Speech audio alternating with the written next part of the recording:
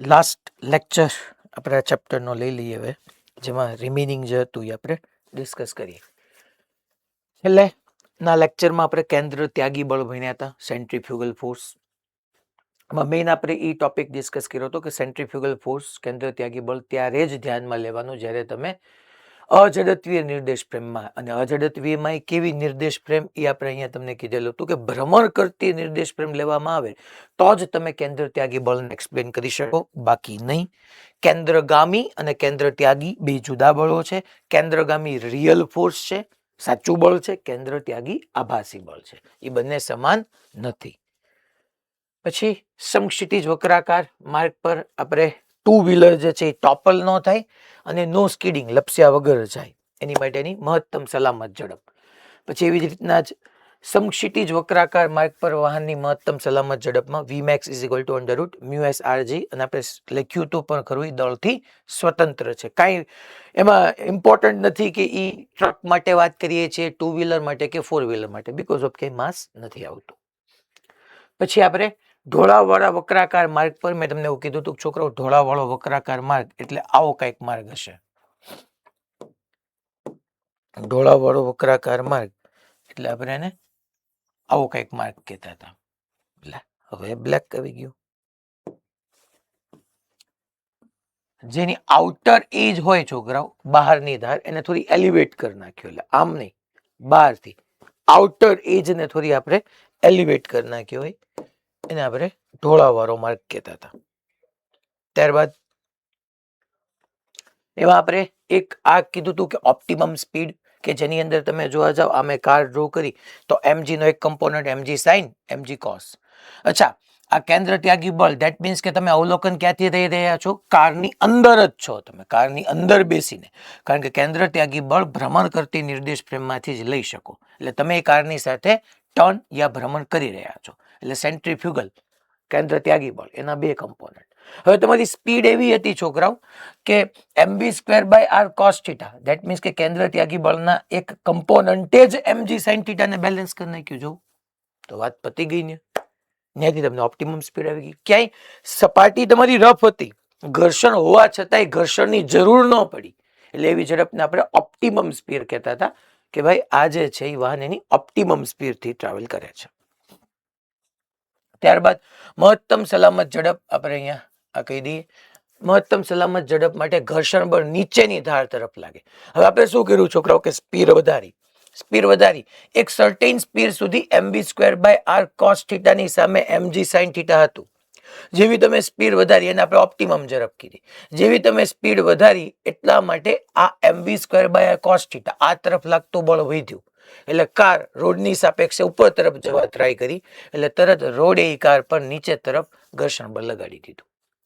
અને આ mv²/r cos θ ને બેલેન્સ કરી નાખ્યું છે mg sin θ અને fs max.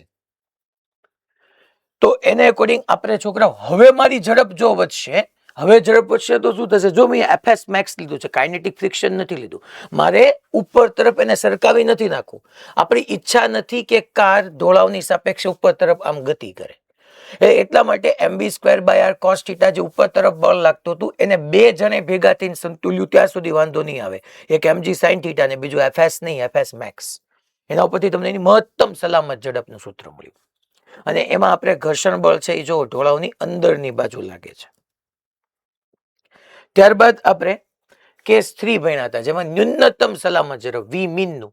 અને v min માં મેં તમને એવું કીધું હતું કે mv²/r જે છે એને અકોર્ડિંગ આપણે સ્પીડ ઘટાડતા જઈએ તો એક સમય અગેન પાછો એવો આવે કે mv²/r cos θ અને mg sin θ જ બેલેન્સ કરી નાખે, એટલે પાછી આપણી ઓલી ઓપ્ટિમમ સ્પીડ આવી જાય. પણ હજી તમે સ્પીડ ઘટાડવાનું બંધ ન કરો અને સ્પીડ ઘટાડે રાખો તો એક સમય હવે સ્પીડ ઘટશે એટલે ઉપર તરફનું બળ ઘટશે.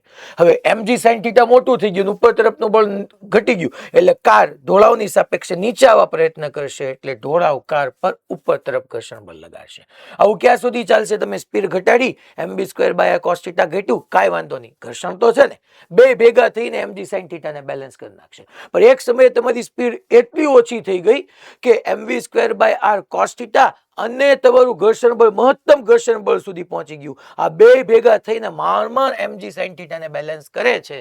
હવે જો તમે સ્પીડ ઘટાડશો તો આ mv²/r cos θ અને ઘર્ષણ બળ એ બે ભેગા થઈને તમારે mg sin θ ને બેલેન્સ નહીં કરી શકે અને તમારી કાર અહીંથી નીચે તરફ ગતિ કરશે. નીચે તરફ ગતિ કરશે એટલે હવે ઘર્ષણ બળ કાઇનેટિક ફ્રિક્શન આવશે, ગતિક, અને ગતિક ઘર્ષણ બળ મહત્તમ સ્થિત ઘર્ષણ બળ કરતા ઓછું જ હોય.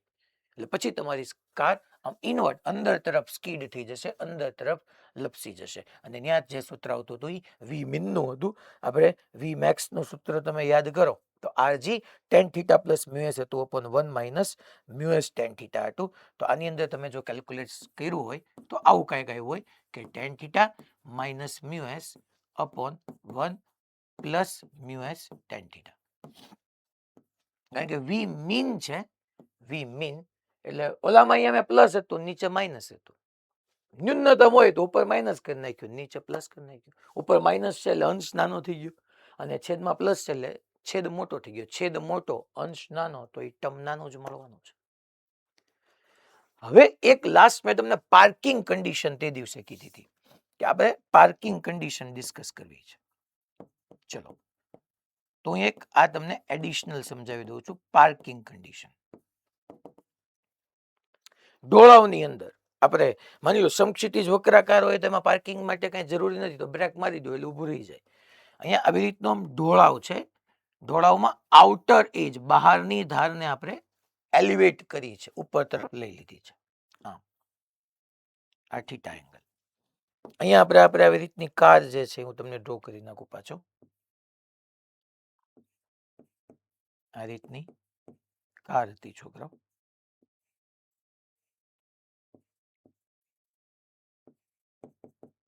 આકાર નીચે તરફ આપણને ખબર જ છે છોકરાઓ mg ફોર્સ લાગતો હતો.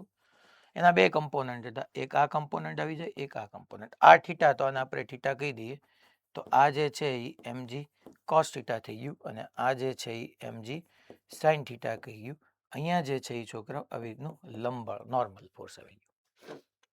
સાહેબ કેન્દ્ર ત્યાગી દેખાડો ને, હું કામ દેખાડું ભાઈ? તમારે શું કરવી છે, કઈ કન્ડિશન જોતી? પાર્કિંગ. પાર્કિંગમાં તો ગાડી કેવી હોય? સ્લો. સ્લો નાના સ્લો નો હોય, પાર્કિંગ હોય એટલે ગાડી ઊભી જ હોય. પાર્કિંગ કરવું છે ધેટ મીન્સ કે વેગ 0 છે. વેગ 0 છે તો આ તરફ કેન્દ્ર ત્યાગી બળની વાત જ ના આવે ને, કારણ કે એના સૂત્રમાં mv²/r v0. તો યાર તો હવે તમે mv²/r એની ઉપર એનાલિસિસ કરી જ ન શકો. તો હવે અહીંયા કેન્દ્ર ત્યાગી બળની વાત જ નહીં આવે.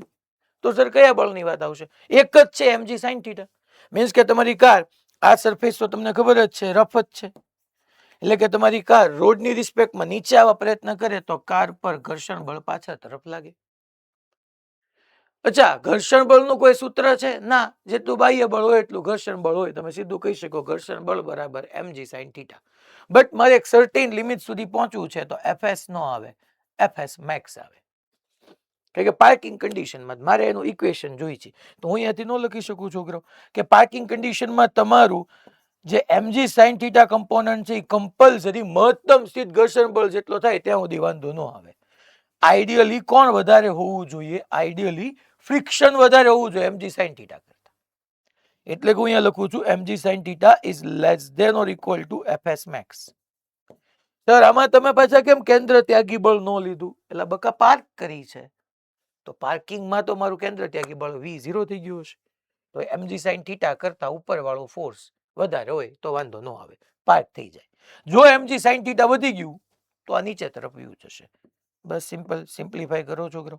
mg sin θ less than or equal to fs max is equal to mu s n. n ની જગ્યાએ શું મૂકવાનું આવશે છોકરો? mg cos θ. mg cancel out અને આના ઉપરથી જે છે એ આપણે લખી શકીએ કે sin θ upon cos θ less than or equal to mu s. That means tan θ less than or equal to mu s. Tan θ is less than or equal to mu s. તમને મળી ગયો જે આપણે મોડ્યુલમાં લખીને આપી છે. ટૂંકમાં tan θ માં થીટા જે છે તમારે ખાલી થીટા માટે લખવું હોય તો theta is less than or equal to tan inverse of mu s. Theta is less than or equal to tan inverse of mu s. ટૂંકમાં થીટા આનાથી આના જેટલો અથવા એની કરતા નાનો હોવો જોઈએ, મ્યુએસ ની જે કિંમત હોય એ મુજબ. આ તમારી પાર્કિંગ કન્ડિશન થઈ ગઈ. ક્લેરિટી આવી છોકરાઓ બધાને? Parking condition clear? Okay fine. ડબોલી બેનો બધા? Okay good. હવે આપણે આ તમને બધું મોડ્યુલમાં લખીને જ આપ્યું છોકરાઓ. જો હું તમને બધું દેખાડે વંચાવી દઉં. આ દરેક ડિટેલ ઓલરેડી આપેલી જ છે. આ બધા થિયોરેટિકલ ક્વેશ્ચન તમે કર્યા હશે ખાસ. જો આ તો સમતલ્ય વર્તુળાકાર માર્ગ છે.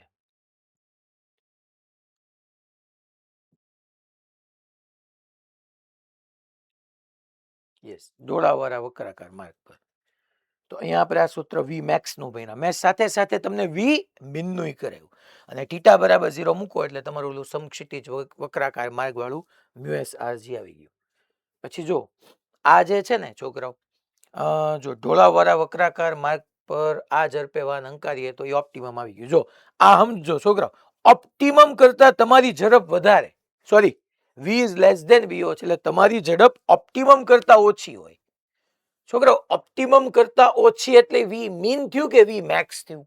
ઓપ્ટિમમ કરતા વધે તો વી મેક્સ આવતું હતું. યાદ કરો તમે. ખાલી અહીંયા તમને એક વખત લઈને દેખાડી દઉં. અહીંયા જો તમે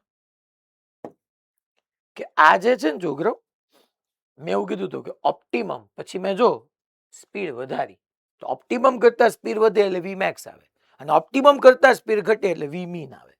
તો જો તમને ઓલરેડી મોડ્યુલમાં લખીને આપ્યું જ ને, એક લાઈન સમજાવવા માટે મેં તમને બધું ભણાવ્યું છે. એનો આપણે અહીંયા આઈડિયા લગાવવાનો છે.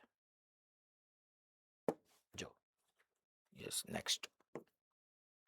જો v is less than b હોય તો ઘર્ષણ બળ ઢોળાવની ઊંચી કિનારી તરફ લાગશે. તમે જોઈ લો v મિનિમમ માં, જે v મિનિમમ છે ને એમાં મેં ઘર્ષણ બળ ઊંચી કિનારી તરફ આમ દેખાયું છે, આમ દેખાયું. જોઈ લો તમે ઘર્ષણ બળ.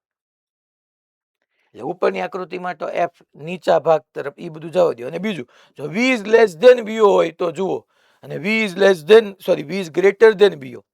પહેલા તો v is less than bo એટલે તમારી ઝડપ ઓપ્ટિમમ કરતા ઓછી, તો ઊંચી કિનારી તરફ, ઢોળાવની ઊંચી કિનારી તરફ.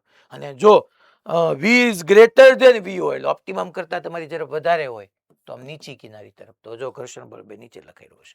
અને tan θ is less than mu less than or equal to mu s હોય તો જ વાહનને ઢોળાવવાળા રસ્તા પર સ્થિર ઊભું રાખી શકાય, એટલે કે પાર્ક કરી શકાય. એ પાર્કિંગ કન્ડિશન. ખાલી આ લાઈન સમજાવવા માટે આપણે તે દિવસે બધાના પ્રૂફ ભણ્યા. આ બાકી આમાં તમને લાઈન ન સમજાય. હવે આપણી આકૃતિમાં જો આમાં હું લખીને આપ્યું, કન્ફ્યુઝન કેટલું થાય છોકરો. v is less than v હોય તો ઘર્ષણ બળ ઢોળાવની ઊંચી કિનારી તરફ લાગે. હવે અહીંયા આપણે ઘર્ષણ બળ ક્યાં દેખાઈ રહ્યું છે ખબર છે? લ્યો ઘર્ષણ બળ નીચે દેખાઈ રહ્યું છે. તો તમને થાય ને સાહેબ આકૃતિમાં ઘર્ષણ બળ નીચે દેખાઈ રહ્યું છે અને લખીને આપ્યું છે ઊંચી કિનારી તરફ. પણ ઈ ક્યારની વાત કરે છે? જ્યારે તમારી ઝડપ ઓપ્ટિમમ કરતાંય ઓછી છે ત્યારે. હવે એના બેઝ બધા આપણે પ્રોબ્લેમ જોવાના છે છોકરો. માની લો ટેક્સ ઇલુસ્ટ્રેશન થી શરૂ કરીએ આપણે. જો સ્પર્ધા માટેનો એક 300 મીટર ત્રિજ્યાનો વર્તુળાકાર માર્ગ 15 ડિગ્રીનો ઢોળાવ વાળો છે, એટલે વક્રાકારે છે, ત્રિજ્યા આપી અને ઢોળાવે છે. જો રેસ કારના પૈડા અને માર્ગ વચ્ચેનો ઘર્ષણાંક 0.2 હોય, ઘર્ષણાંક 0.2 હોય તો રેસ કારના ટાયરનો ઘસારો નિવારવા માટે ઓપ્ટિમમ ઝડપ કેટલી હશે? ઓપ્ટિમમ ઝડપ તો એનું સૂત્ર તો આપણને ખબર જ છે, √rg tan θ. √r કેટલું 300, g કેટલું ભાઈ કઈ કીધું નથી 9.8 ઇન્ટુ 1015. વાત પૂરી. પછી શું કહે છે? લપસવાનું નિવારી શકાય તે માટે મહત્તમ ઝડપ કેટલી હશે? અચ્છા ઓકે, એને જો ઢોળાવનું કીધું છે અને ઢોળાવ માટે તમને એને મહત્તમ ઝડપ પૂછીશ. પહેલા વાંચવાનું, કારણ કે મહત્તમ ઝડપ બે રીતે છે. માત્ર સમક્ષિતિજ વક્રાકાર તો √μrg, ઢોળાવ વાળો વક્રાકાર તો મહત્તમ √rg tan θ plus mu s upon 1 minus mu s tan θ. તો મને એને ઢોળાવ કીધો છે, તો લપસવાનું નિવારી શકાય તે માટે મહત્તમ ઝડપ કેટલી? તો મહત્તમ ઝડપનું આપણું સૂત્ર સીધું લખી નાખવાનું છોકરો કે √rg into tan θ plus mu s upon 1 minus mu s tan theta. Finish. એટલે તમને અહીંયા આન્સર મળી ગયો. Mu s plus tan theta upon 1 minus mu s tan theta. પછી ટેક્સ્ટ ઇલિસ્ટ્રેશન નંબર 10. આ જો આ ઈઝી જ છે છોકરાઓ. 18 કિલોમીટર પર કલાકની ઝડપે જઈ રહેલો એક સાયકલ સવાર, ઓકે, ટુ વ્હીલર ની વાત કરે છે છોકરાઓ. જામનગર હારીયા અહીંયા ધ્યાન ભઈલા. 18 કિલોમીટર પર અવર એટલે આપણે એને મીટર પર સેકન્ડમાં કન્વર્ટ તો કરીએ છોકરાઓ. તો 5/18 વડે મલ્ટીપ્લાય કરવાનું. તો 5 મીટર પર સેકન્ડની ઝડપે જઈ રહેલો સાયકલ સવાર એક સમતલ રસ્તા પર 3 મીટર ત્રિજ્યાનો તીવ્ર વર્તુળાકાર વળાંક ઝડપ ઘટાડ્યા સિવાય લે છે. છે કેવો છોકરાઓ? સમતલ રસ્તો, સમતલ, ઢોળાવવાળો નથી. અને 3 મીટર ત્રિજ્યાનો તીવ્ર વર્તુળાકાર વળાંક ઝડપ ઘટાડ્યા વગર લે છે. એટલે ટૂંકમાં 5 મીટર પર સેકન્ડ થી લે છે. ટાયર અને રસ્તા વચ્ચેનો ઘર્ષણાંક મ્યુ તમને 0.1 આપ્યો છે. શું વળાંક લેતી વખતે સાયકલ સવાર લપસી જાય, ટોપલ થઈ જાય એવું નથી પૂછતું, લપસી જાય. સાયકલ સવાર એટલે ટુ વ્હીલર. ટુ વ્હીલરમાં મેં તમને બે કેસ કરાવ્યા હતા, યાદ કરો. એક ટોપલ વાળો અને બીજો લપસી જવા વાળો. તો એને મને એમ પૂછ્યું છે કે લપસી જવાય. હવે એ કેમ નક્કી કરો? તો કે મને તેની ઝડપ આપી છે, મારે એની ઓલું મહત્તમ સલામત ઝડપનું સૂત્ર વપરાય. જો આ ઝડપ મહત્તમ સલામત ઝડપ કરતા વધારે હોય તો ડેફિનેટલી લપસી જશે. અને સમક્ષિતિજ વક્રાકાર માર્ગ પર ઈ under root mu s r g થી ચાલશે ત્યાં સુધી વાંધો નહીં આવે, બાકી ઈ લપસી જશે. તો મ્યુ એસ બોલો છોકરાઓ કેટલો છે? 0.1. આર કેટલું આપ્યું છે આપણને? આર 3. અને જી હું અહીંયા સરળતા માટે 10 લઈ લઉં.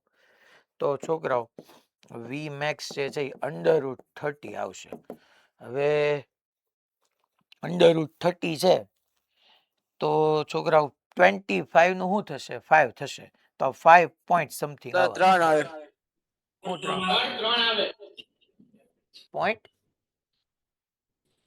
3 આવે હા ખાલી. 3. ઓકે, ઠીક છે. તો 1/10, 10 ગયું 3. તો 3 એટલે આ 1.73 મીટર પર સેકન્ડ વી મેક્સ. અંડર રૂટ 3 એટલે 1.73. હવે તમે વિચાર કરો, મેક્સિમમ ઝડપ 1.73 છે ને બાપુ જાય છે કેટલાથી? 5 થી. તો બાપુ લપસી જ જવાના છે. તો આપણો આન્સર કહી દેવાનો, લપસી જાય. વળાંક લેતી વખતે સાયકલ સવાર લપસી જશે. હા, લપસી જશે. Yes, right. તો ભાઈ લપસી પડશે. અચ્છા, જો હવે અહીંયા ટોપિક છોકરાઓ, આ ટોપિક 11 નો ક્વેશ્ચન નંબર 13. આ સમજો તમે કે એક સાયકલ સવાર 80 મીટર ત્રિજ્યાના વર્તુળાકાર માર્ગ પર, એટલે આવી રીતનો એક વર્તુળાકાર માર્ગ હશે જેની ત્રિજ્યા હું આર કીધું અને આર મને 80 મીટર આપી છે. એ 36 કિલોમીટર પર કલાકના વેગથી ગતિ કરી રહ્યો છે. એટલે આપણને ઝડપ આપી છે 36 કિલોમીટર પર કલાકને મીટર પર સેકન્ડમાં ફેરવા 5/18 વડે ગુણીએ તો 10 મીટર પર સેકન્ડના વેગથી ગતિ કરી રહ્યો છે. શિરોલમ સાથે લગભગ ખાલી જગ્યા કોણે નમવું પડે? મેં તમને થિયરી બનાવ્યું હતું ટોપલિંગ નો, યાદ કરો. શિરોલમ સાથે આમ આખો કેસ કીધો તો આવી રીતનો આમ, અને આપણે આમ ટાયર દોર્યું હતું. ઓલો માણસ હતો ને, યાદ કરો. આમ શિરોલમ સાથે મેં કીધું હતું થીટાના કોણે નમવાની વાત હતી. અને એની કન્ડિશન, ટોપલની કન્ડિશન, આવું મેં તમને ઇક્વેશન પૂરું કરાવ્યું હતું. tan theta is equal two v²/rg. યાદ આવે છે ભાઈ બધાને? બાકી પાછળ બે પાના ફેરવો એટલે ખબર પડશે. tan theta is equal two v²/rg. એને જ કીધું છે કેટલાના કોણે નમવું પડે. તો v², ચલો v કેટલું છે છોકરાઓ? 10. તો 10 નો સ્ક્વેર 100. r કેટલું આપ્યું છે? 80. g અને 10 કીધું છે તો 0 0 ગયા. So theta is equal to tan inverse of 1/8. Bombay. એને તમને બધું સોલ્યુશન નોર્મલના કમ્પોનન્ટ ને એનાથી આપ્યું હતું. મેં તમને mg થી સમજાવ્યું હતું. ઇઝી mg થી પડે. ફોર્મ્યુલા ઈ જ આવી. પછી આ એના જેવો જ છે, ઉધ્વ દિશા સાથે કેટલા ખૂણે નમાવી પડે. તો આ તમને એના ઉપરથી આવડી જાય. સેમ ટાઈપનો ક્વેશ્ચન છે, જો હોમવર્કમાં થઈ જાય. ચાલો હવે અહીંથી બધી સારી સારી ટેક્સ એક્સરસાઇઝ શરૂ થઈ જે આજે મારે તમારી સાથે ડિસ્કસ કરવી છે. પહેલા જો આ એમ કે છે કે એક ટ્રેન ઢોળાવ વગરના 30 મીટર ત્રિજ્યાવાળા વર્તુળાકાર ટ્રેક પર 54 કિલોમીટર પર કલાકની ઝડપથી દોડી રહી છે. એટલે મને ટ્રેનની ઝડપ આપી છે that is 54 કિલોમીટર પર અવર ને મીટર પર સેકન્ડમાં ફેરવવા 5/18 વડે ગુણીએ તો 18 તેરી 54 થશે છોકરાઓ. તો 15 મીટર પર સેકન્ડ. ટ્રેનનું દળ એ તમને આપ્યું છે. ટ્રેનનું દળ 10⁶ kg છે. આ હેતુ માટે કેન્દ્રગામી બળ કોના દ્વારા પૂરું પાડવામાં આવે છે? પહેલા એ પૂછ્યું છે એન્જિન કે રેલ. મને એમ કીધું છે કે આ હેતુ માટે કેન્દ્રગામી બળ કોના દ્વારા પૂરું પાડવામાં આવે છે? એન્જિન કે રેલ. અચ્છા, બાકીનો ક્વેશ્ચન પછી સોલ્વ કરશું. રેલના પાટાનો ઘસારો અટકાવવા માટે ઢોળાવનો કેટલો કોણ રાખવો પડે એ પછીની વાત છે. અહીંયા પહેલા આપણે આવી રીતનો વિચાર કરીએ કે આ હું એક આમ વર્ટિકલ ડ્રો કરું છું, તમારે સમક્ષિતિજ સમજી લેવાનું.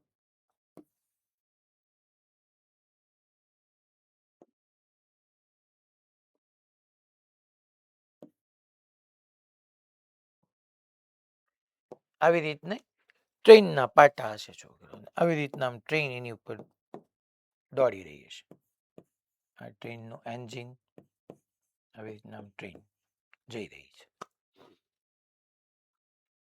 અને એ એમ કીધું છે કે આટલા વર્તુળાકાર ટ્રેક પર ઢોળાવ વગરનો છે, એટલે વર્તુળાકાર ટ્રેક છે. કોકે સાહેબ ટ્રેન દોરી ને ટ્રેન તો સીધા પાટા ઉપર હાલે, પણ એને કીધું છે કે ટ્રેન ઢોળાવ વગરના અને 30 મીટર ત્રિજ્યાના, આ 30 મીટર ત્રિજ્યાના વર્તુળાકાર ટ્રેક પર 54 ને આપણે અહીંયા કન્વર્ટ કરીએ તો 15 મીટર પર સેકન્ડ થી જઈ રહ્યું છે વી ઝડપથી. આમ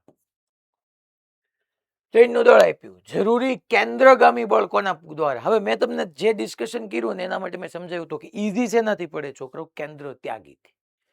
એને ભલે કેન્દ્રગામી કીધું, હું તમને કેન્દ્ર ત્યાગીથી સમજાવું, પછી કેન્દ્રગામીથી સમજાવી દઈશ, નો પ્રોબ્લેમ. પહેલા કેન્દ્ર ત્યાગી માટે વર્તુળાકાર માર્ગ હોય એટલે કેન્દ્ર ત્યાગી લઈ શકો તમે. એના માટે તમારે બધાએ પહેલા વિચાર કરવું પડે કે આપણે આ ટ્રેનની અંદર બેઠા છીએ. તમે કોઈ ક્લાસરૂમમાં બેઠા બેઠા ટ્રેન પર કેન્દ્ર ત્યાગી બળ ન વિચારી શકો. તમે બધાએ ટ્રેનની અંદર બેસવું પડે. તમે ટ્રેનની અંદર છો અને તમે ડિક્લેર કર્યું કે ભાઈ ટ્રેનનું જે વર્તુળાકાર માર્ગ પર ગતિ કરે છે એનું સેન્ટર આ તરફ છે, તો કેન્દ્ર ત્યાગી બળ આ તરફ લાગવાનું, mv²/r.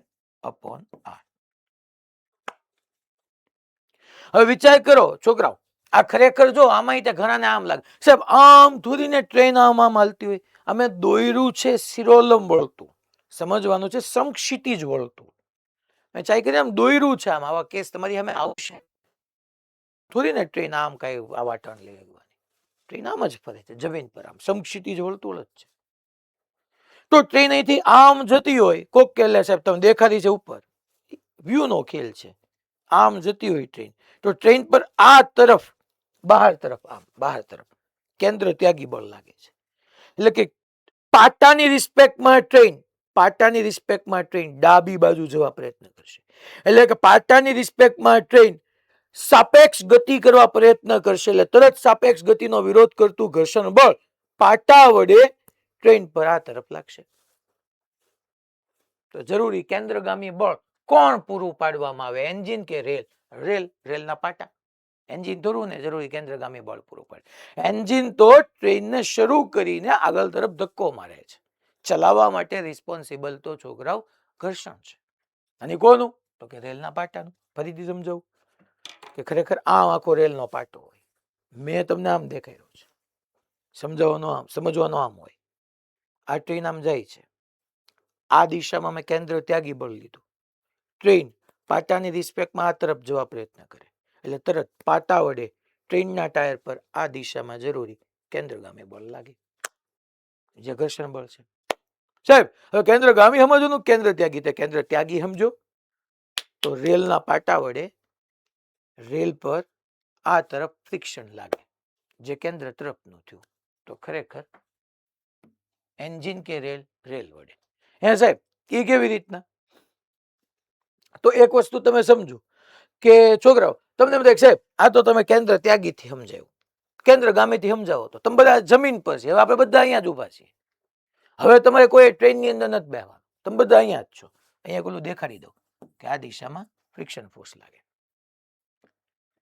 હવે હું તમને એમ કહું છું કે આપણે બધા જમીન પર છીએ, જમીન પર છીએ તો ટ્રેન વર્તુળાકાર માર્ગે ગતિ કરે, વર્તુળાકાર માર્ગે ગતિ થતી હોય ત્યારે એક બળ જોઈએ કયું? કેન્દ્રગામી બળ. મેં તમને થિયરીમાં લખાયું હતું કે કેન્દ્રગામી બળ હંમેશા કોકના વડે પૂરું પાડવામાં આવે, ક્યારેક તણાવ બળ વડે, ક્યારેક ગુરુત્વાકર્ષી બળ વડે, ક્યારેક વિદ્યુત ચુંબકીય બળ વડે, તો ક્યારેક ઘર્ષણ બળ વડે. અહીંયા રેલના ટાયર અને પાટા વચ્ચેનું ઘર્ષણ બળ જરૂરી કેન્દ્રગામી બળ પૂરું પાડે છે. તો એમ સમજી લ્યો, જો કેન્દ્રગામીથી સમજો છો તો વર્તુળાકાર માર્ગે જરૂરી કેન્દ્રગામી બળ ટાયર અને રેલના પાટા વચ્ચેનું ઘર્ષણ બળ પૂરું પાડે, અધરવાઇઝ તમે આ રીતે સમજી લો. અને અહીંયા બી જો રેલના પાટાનો ઘસારો અટકાવવા માટે ઢોળાવનો કોણ કેટલો હોવો જોઈએ, મીન્સ કે છોકરાઓ અહીંયા વાત થઈ રહી છે મારે હવે રેલના પાટાને વર્તુળ નથી રાખવાના, એને ઢોળાવમાં કન્વર્ટ કરવાનો છે. ઢોળાવનો કોણ કેટલો હોવો જોઈએ? તો આપણે સમજી ગયા કે વક્રાકારે હોય સાથે ઢોળાવે હોય પણ ઘર્ષણની જરૂર ન હોય તો ઓપ્ટિમમ સ્પીડ ઈ જ કે છે ને ઘસારો અટકાવો, ઘર્ષણને ધ્યાનમાં ટૂંકમાં ઘર્ષણને ઉત્પન્ન ન થવા દેવું. અને મેં તમને લાસ્ટ કેસમાં સમજાવ્યું તો આજે રિવાઇઝ કરાવ્યું કે જો ઘર્ષણની હોવા છતાંય ઘર્ષણની આપણે હેલ્પ ન લેવી હોય તો optimum speed is equal two v0 is equal two √rg tan θ. તમને અહીંયા શું પૂછ્યો છે? કોણ પૂછ્યો છે? તો tan θ ને તમે સબ્જેક્ટ કરો is equal two v0 square upon rg. આ તો એને તમને આપ્યું જ છે કે ભાઈ ઝડપ આપણે ફિક્સ જ છે 15 નો વર્ગ 225. અચ્છા ત્રિજ્યા કેટલી આપી છે? અહીંયા 30. જી કાંઈ કીધું નથી, 9.8 કે 10 જે લઈ લો, અહીંથી તમને θ મળી જાય. tan θ is equal to v square by rg. અલા ખબર પડી ભાઈ બધાને? મેં કેન્દ્ર ગામીથી સમજાવ્યું ને કેન્દ્ર ત્યાગીથી સમજાવ્યું. Okay fine. હવે આપણે આ ટેક્સ એક્સરસાઇઝ બધી કામની છો છોકરા. હવે નેક્સ્ટ ક્વેશ્ચનમાં જઈએ. આ ટોપિક 11 નો 15મો હોમવર્કમાં આપું છું કારણ કે એના જેવી ટેક્સ એક્સરસાઇઝ આ હું 30 કરાવડાવું છું. તો ટેક્સ એક્સરસાઇઝ નંબર 30 ને સ્ટાર્ટ કરીએ. એક વિમાન છે એ તેની પાંખોને 15 ડિગ્રીએ ઢળતી રાખીને 720 કિલોમીટર પર કલાકની ઝડપથી સમક્ષિતિજ બંધ ગાળો રચે છે. આ બંધ ગાળાની ત્રિજ્યા કેટલી હશે? ચલો પહેલા જે મને ઝડપ આપી છે 720 કિલોમીટર પર કલાક અને મીટર પર સેકન્ડમાં ફેરવીએ તો 5/18. 18 દુ 36, 18 તેરી 54, 18 ચોકુ 72, તો આ 200 મીટર પર સેકન્ડ આવી ગયું. અને સમક્ષિતિજ વર્તુળાકાર માર્ગ એટલે આવો, જો આપણને અહીંયા મળી જાય ને તો અહીંથી લઈ લો.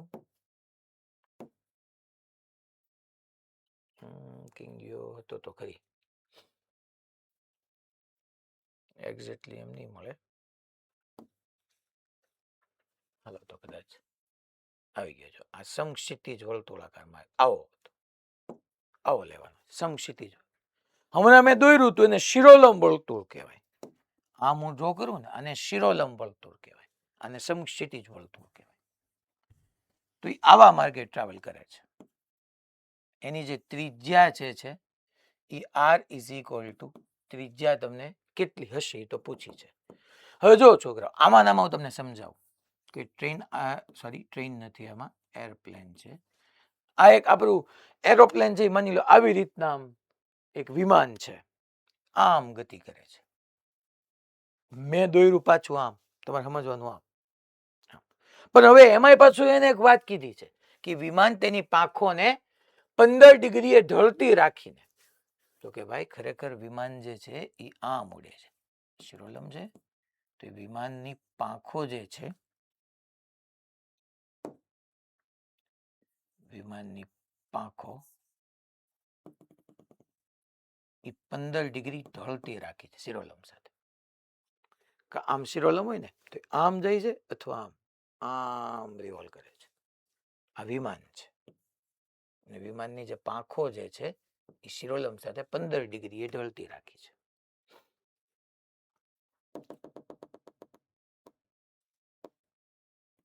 વિમાન અને પાંખો 15 ડિગ્રી ઢળતી રાખી. હવે તો કે વર્તુળ જ લે છે અને પાંખોને ઢળતી રાખી છે. તો આ તરફ કયું બળ આવશે? તો કે આ તરફ કેન્દ્ર ત્યાગી બળ આવશે, ધેટ ઇઝ mv²/r. નીચે તરફ આ mg.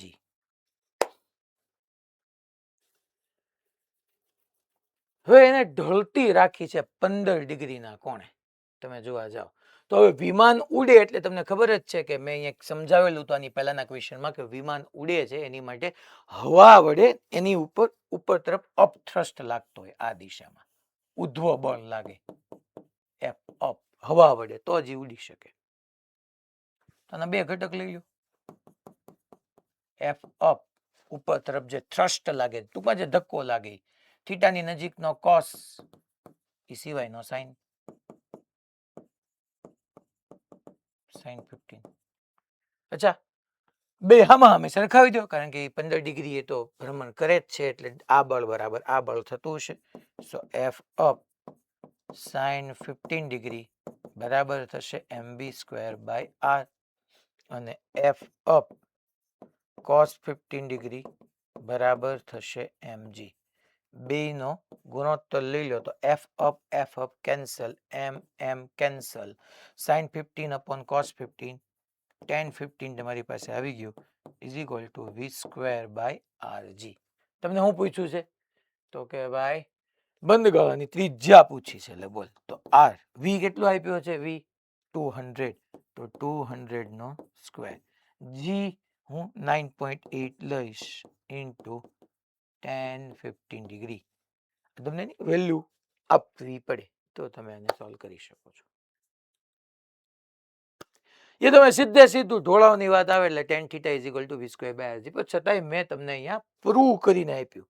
આ એફ ઉપર તરફ એને ઉડવા માટે લાગતું હવા વડે એના પર લાગતું બળ છે છોકરા. રેડી બધાને? Okay fine. સુરેન્દ્રનગર છોકરા okay? Okay good. Rajkot 3 class, okay Bhuj, Morbi 2 class, Modasa, Ahmedabad, Idar, okay. ચાલો હવે આપણે આગળ વધીએ. હવે આ બહુ સરસ ક્વેશ્ચન છે. તમને હરખું દેખાય છે? થોડુંક મોટું મૂકવાનું હતું, આટલું નાનું એવું ન હાલે. ઋત્વિક સર થોડુંક એમ ઝૂમ કરીને મોટું એવું મૂકવાનું હતું. સર જગ્યા નહોતી વધતી તો લે જગ્યા તો આ એટલી બધી જગ્યા છે જો. આના પછી સ્ટેપ તમે કાંઈ કહેતા નથી, તો જગ્યા ઓછી એટલામાં પતી જાય. 3 સ્ટેપનો પ્રોબ્લેમ છે. વિઝ્યુઅલાઇઝ કરવો અઘરો છે. તમે જો હવે ટેક્સ એક્સરસાઇઝ નંબર 38. તમે સર્કસમાં મોતના કુવા અને પોલી ગોળાકાર ચેમ્બર જેમાં છિદ્રો હોય જેથી પ્રેક્ષકો બહારથી જોઈ શકે, એમાં ઉધ્વ વલયમાં મોટરસાયકલ ચલાવતો માણસ જોયો હશે. હવે જો મોતનો કૂવો એટલે આપણને ઓલા મેળામાં જઈને ઈ જ દેખાય, ઓલો બાઇક ને પછી કાર ને બૂમ બૂમ બૂમ ચલાવતો હોય ને આપણે 10ની કે 50ની કે 100ની નોટ રાખીએ એટલે એ ત્યાંથી લઈ જાય ને આપણે આ જ બધું જોયું હોય. અહીંયા ઈ સર્કસ ઈ તો સોરી ટૂંકમાં ઈ મેળાવાળા મોતના કૂવાની વાત નથી થતી. અહીંયા જે મોતનો કૂવો છે ને સર્કસનો છે ને આવો હોય. સર્કસ જોવા ગયા હોય ને તો આખે આખો જાળીવાળો આમ બંધ ચેમ્બર હોય, બંધ ચેમ્બર હોય. મોતના કૂવાની વાત નથી, મેળાવાળા મોતના કૂવાની વાત નથી, સર્કસ વાળા મોતના કૂવાની વાત છે. કારણ કે અમે આકૃત એટલા માટે ઇમેજ મુકાવી કે પછી શું છે એને આ મોતનો કૂવો કોઈ દી વિઝ્યુઅલાઇઝ જ નથી થતો. જો આ બાઈક વાળો જો આમ ભૂમ ભૂમ એમ હલાવે. એટલે જો અહીંયા પહોંચ્યો છે, જો આ બાઈક તમને દેખાય છે, બધાને દેખાય છે, દેખાય, સારું કહેવાય તમને દેખાય છે તો વાંધો નહીં. ઋત્વિક સર તમે થોડીક આમ ઇમેજ ના હરકી મુકતા થાવ. તમારે હજી હગાઈ લગ્ન બે બાકી છે. થોડું એડિટિંગ શીખો. રીલોનો જમાનો છે, તમારે ઈદ મૂકવાની છે. પછી 5 days ને 4 days ને 3 days ને ભરત પછી ખબર પડે કેટલા ડેઝ છે. પછી ગણે કે હવે કેદી આ જન્મ પૂરો થાય. એટલે કહેવાનો મિનિંગ એ છે કે અહીંયા સર્કસના મોતના કૂવાની વાત છે. એટલે હું આમ દોરું છું, આમ સમજજો. આમ સર્કસના મોતના કૂવાની વાત થઈ છે. એટલે અહીંયા આમ કોક કે આવો થોડો આવો ન હોય એટલે જ મેં મૂક્યો છે. જો એ કે જ છે સર્કસમાં મોતના કૂવા એક પોલી એટલે જો અંદર કાંઈ નથી, ખાલી જ હોય. ગોળાકાર ચેમ્બર જેમાં છિદ્રો હોય, જો નાના નાના છિદ્રો દેખાય છે. અને આપણે બહારથી અંદર ઓલા બાઇક વાળાને જોઈ શકીએ છીએ, જેથી પ્રેક્ષકો બહારથી જોઈ શકે. ઉધ્વ વલયમાં મોટરસાયકલ ચલાવતો માણસ જોયો હશે. જ્યારે મોટરસાયકલ ચલાવતો માણસ ઉચ્ચતમ બિંદુ પર હોય, જો અહીંયા પહોંચવું કરે છે. આપણે અહીંયા ઉચ્ચતમ બિંદુ પર રાખી દેવાનું. અહીંથી માણસે શરૂ કરી આમ ગાડી કિક મારી બમ બમ કરતો કરતો અહીંયા પહોંચ્યો, ઉચ્ચતમ બિંદુએ પહોંચ્યો. માણસ ઊંધો થઈ ગયો એટલે અમારે ઊંધો દર્શાવવાનો. કરતો કરતો ઊંચો પહોંચી ગયો. તો જ્યારે મોટરસાયકલ ચલાવતો માણસ ઉચ્ચતમ બિંદુ પર હોય ત્યારે નીચે આધાર ન હોવા છતાં કેમ પડી જતો નથી તે સ્પષ્ટ જણાવો. તમે જો ને નીચે કયા હતા, આ ચિત્તો છે, જો મોઢું ઊંધું થઈ ગયું, આટલું સમજાય ને. આમ હતું અહીંયા કરીને. હવે મારે તો ઊંધું નહીં થવાય કે તમારી આમ એ ઊંધો થઈ ગયો, જો આખો માથું આ હતું ઊંધો, અને છતાં એ પડી નથી જતો. બોલો કેવું સારું કહેવાય. એ કેમ નથી પડી જતો એ સ્પષ્ટ જણાવવાનું છે. પેલા મારે સમજાવવાનું છે કે પડી કેમ નથી જતો. અને પછી જો ચેમ્બરની ત્રિજ્યા, ચેમ્બર જે છે એની ત્રિજ્યા r ઇઝ ઇક્વલ ટુ અહીંયા 25 મીટર છે. જો ચેમ્બરની ત્રિજ્યા 25 મીટર હોય તો ઉચ્ચતમ બિંદુએ ઉધ્વ વલય રચવા માટે લઘુત્તમ ઝડપ કેટલી રાખવી જોઈએ? ટૂંકમાં આ ઉચ્ચતમ બિંદુએ મારે અહીંથી શરૂ કરીને ત્યાં પહોંચી જવાનું છે. આ વસ્તુ સમજો શાંતિથી. તો ઉચ્ચતમ બિંદુએ એટલે આ બિંદુએ ઉધ્વ વલય રચવા માટે, આખો વલય રચવા માટે લઘુત્તમ ઝડપ કેટલી હોવી જોઈએ? અહીંથી કેટલી મિનિમમ ઝડપે હાલું કે અહીંયા સુધી પહોંચી જાવ, પણ આખો વલય પાછો પૂરો થવો પડે. ઉચ્ચતમ બિંદુએ ઉધ્વ વલય રચવા માટે લઘુત્તમ ઝડપ કેટલી હોવી જોઈએ? હમણાં સમજાવું બે વસ્તુ. પહેલા મારે જવાબ હું આપવાનો કે હારું ઉપર પહોંચે ત્યારે આધાર નથી છતાંય કેમ પડી નથી જતો એ સમજાવવાનું છે. હાલો, નો પ્રોબ્લેમ. પહેલા તો નીચે તરફ એમજી લાગે? હા સાહેબ લાગે. શું ટાયર, બાઇકના ટાયર અને ઓલો જે આપણો લોખંડનો ગોળો છે એની વચ્ચે સંપર્ક છે? હા. તો છોકરાઓ સંપર્ક બળને કારણે લંબ બળ આવી જાય. લંબ બળ, ધક્કો મારતું બળ, લંબ બળ, બે બળો છે. હવે બે બળો નીચે છે ને છતાંય પડી નથી જતો તો ડેફિનેટલી આ બે બળોને સમતોલ તો એકાદું બળ હોવું જોઈએ. હવે તમે બધા એક રિસ્ક લેવાનું. બોલો રિસ્ક લેશો બધા? હા કે ના? રિસ્ક લેશો? હા. અમદાવાદ વાળા ના પાડે. ના નહીં, લેવું પડશે. હાલા તરડું નથી હાલે એમ. તમારે બધા એની પાછળ બેહવાનું છે. એટલે સમજો બોય હશે તો એ બોયની પાછળ બેઠશે, અને ગર્લ હવે તો એમાંય તે મોતના કૂવામાં હોય જ છે તો એ ગર્લની પાછળ બેઠશે. તમે પાછળ બેહી ગયા એટલે તમે કેવી નિર્દેશ પ્રેમમાં આવી ગયા? ભ્રમણ કરતી નિર્દેશ પ્રેમમાં આવી ગયા કે ન આવી ગયા? એટલે તમે બધા અહીંયા બેઠા છો. એટલે ચિત્તો નહીં ઊંધો, આમ અહીંયા આમ છો. ટાયર ઉપર નથી બેઠા, ચિંતા કરો, વિચારવાનું છે. હવે તો આપણને સમજાય નહીં એવું બધું આવે. ટાયર છે, પંખો છે, સ્વીચ ઓલી સીટ ક્યાં છે આપણને ખબર જ ન પડે બધી.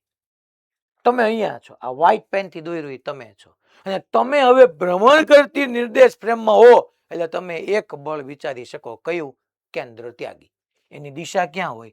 કેન્દ્રથી વિરુદ્ધ દિશામાં. એટલે આ દિશામાં તમે વિચાર્યું કેન્દ્ર ત્યાગી બળ, જેનું સૂત્ર માની લો અહીંયા એની ઝડપ v હતી તો mv²/r. તો તમને એમ કીધું ને કે નીચે કોઈ આધાર ન હોવા છતાંય કેમ ઈ પડી નથી જતો એ સ્પષ્ટ જણાવો. તો આપણે લખી શકીએ કે ભાઈ વજન બળ અને લંબ બળ બેયને તમારું ડોહું કેન્દ્ર ત્યાગી બળ બેલેન્સ કરી નાખે છે. મીન્સ કે mg + n is equal two mv²/r. પૂરું. અમે સમજાવી દીધું. પણ તમે બધાએ દરેકે પોતપોતાની જાતને ક્યાં મૂકવી પડશે? આ મોતના કૂવામાં ભ્રમણ કરી રહેલા બાઇક સવારની પાછળ તમે બેઠા છો. મીન્સ કે તમે ભ્રમણ કરતી નિર્દેશ ફ્રેમમાં છો અને ડિસ્કશન કરી રહ્યા છીએ. સાહેબ એમ નહીં, અમારે જમીન પરથી લેવું હોય તો હાવ ઈઝી, આપણે બધા જમીન પર છીએ. અચ્છા જમીન પર છીએ, અહીંયા મહત્તમ બિંદુએ પહોંચ્યો, mg તો નીચે હોવાનું જ. અચ્છા સંપર્ક બનેલો છે, સંપર્ક બનેલો છે એટલે ધક્કોય મારતું હશે એટલે એને હોવાનું. આ mg + n. અચ્છા કેવા માર્ગે ગતિ કરે છે? વર્તુળાકાર માર્ગે ગતિ થાય એટલે એક બળ લાગે લાગે ને લાગે. કયું બળ? કેન્દ્રગામી બળ. તો જરૂરી કેન્દ્રગામી બળ કોણ પૂરું પાડે છે? તો કે વજન બળ ને લંબ બળ બે ભેગા થઈને જરૂરી કેન્દ્રગામી બળ પૂરું પાડે છે. તો એમ સમજી લ્યો. બે રીતે મેં તમને સમજાવ્યું. હવે ક્વેશ્ચન બીજો સ્ટાર્ટ કરીએ. હવે એમાં એમ કે છે કે જો ચેમ્બરની ત્રિજ્યા હાલો આર આપણને આપીશ 25 હોય તો આ એમ કીધું છે ઉચ્ચતમ બિંદુએ ઉધ્વ વલય રચવા માટે લઘુત્તમ ઝડપ કેટલી હોવી જોઈએ? એટલે મારે આની મિનિમમ ઝડપ જોઈએ છે. મિનિમમ ઝડપ કેટલી હોવી જોઈએ? કે ઉચ્ચતમ બિંદુએ પહોંચે ને, કે ઉચ્ચતમ બિંદુએ ઉધ્વ વલય રચવા માટે એટલે અહીંથી પહોંચી જાય, અહીંયા પહોંચવાનો મિનિમમ ઝડપ મારે કેટલી હોવી જોઈએ? કે ચેમ્બરની ત્રિજ્યા 25 મીટર હોય તો ઉચ્ચતમ બિંદુએ ઉધ્વ વલય રચવા માટે, ઉધ્વ વલય એટલે આખો વર્તુળ મારે પૂરું કરવું છે. ઉધ્વ એટલે શિરોલંબ, શિરોલંબ વર્તુળ પૂરું કરવું છે અને લઘુત્તમ ઝડપ જોઈએ છે. અહીંથી એ લઘુત્તમ ઝડપે મારે ગાડીને ભગાડવી પડે કે આખું ઉધ્વ વલય પતી જાય. છેલ્લી વાર મારે શું જોઈએ છે? એ લઘુત્તમ ઝડપ કે જેથી કરીને આખું ઉધ્વ વલય શિરોલંબ વર્તુળ પૂરું થઈ જાય. હું તમને હા વાંચું કહું, લઘુત્તમ ઝડપ માટે તમારે એને એટલી જ ઝડપ આપવાની કે જેથી કરીને એ મહત્તમ ઊંચાઈએ પહોંચી શકે, ઉચ્ચતમ બિંદુએ. મીન્સ કે ઉચ્ચતમ બિંદુએ એ ક્ષણિક માટે સંપર્ક ગુમાવી દે, નોર્મલ 0 થઈ જાય.